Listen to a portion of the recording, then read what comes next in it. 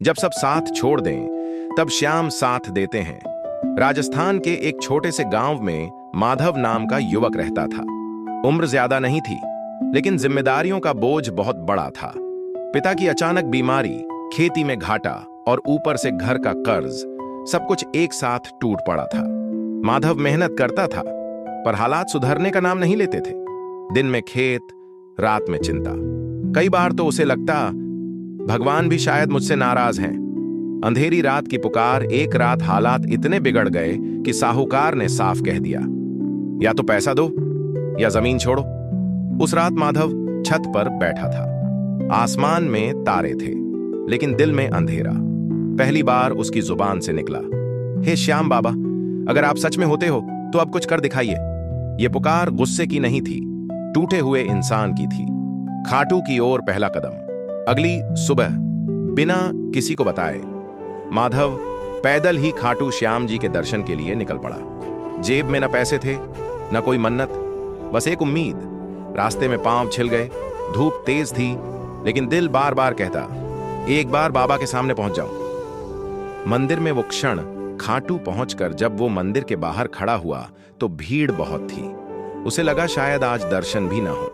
जैसे ही वो मायूस होकर बैठा, एक बूढ़ा साधु पास आकर बोला, बेटा, श्याम को दूर से नहीं, दिल से बुलाया जाता है। इतना कहकर साधु भीड़ में खो गया। माधव की आंखों से आंसू बहने लगे। उसने मन ही मन कहा, बाबा, मैं हार गया हूं, अब आप ही संभालो। पहला चमत्कार। दर्शन का बुलावा। अचानक मंदिर में अफरा तफरी हुई। पुजारी ने आवाज लगाई, जिसे दर्शन नहीं हुए वो अंदर आ जाए। भीड़ के बीच से माधव को अंदर बुलाया गया। जब उसकी नजर श्याम बाबा के चेहरे पर पड़ी, उसे लगा जैसे बाबा मुस्कुरा रहे हों। उस पल उसका दिल हल्का हो गया, जैसे सालों का बोझ उतर गया हो। दूसरा चमत्कार। रास्ते में बदलाव।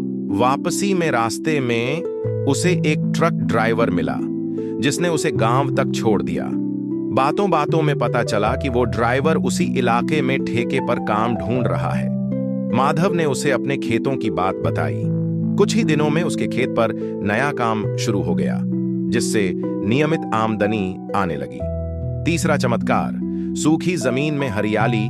जिस जमीन से सालों से फसल नहीं हुई थी, उस साल अचानक बारिश हुई। बीज डाला गया और फसल ऐसी हुई कि पूरे गांव में चर्चा होने लगी। साहूकार का कर्ज धीरे धीरे उतर गया। पिता की तबीयत भी संभलने लगी।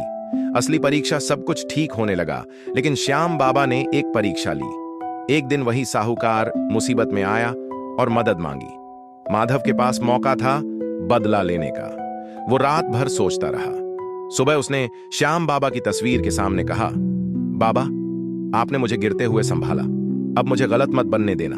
उसने साहूकार की मदद कर दी। अंतिम चमत्कार। मन की शांति। उसी दिन माधव को एहसास हुआ, सबसे बड़ा चमत्कार पैसा नहीं, मन की शांति है। आज माधव हर साल फाल्गुन मेले में खाटू जाता है। न कोई बड़ी मन्नत, न शिकायत। वो बस इतना कहता है, श्याम बाबा देर करते हैं, पर अपने भक्त को कभी अकेला नहीं छोड़ते।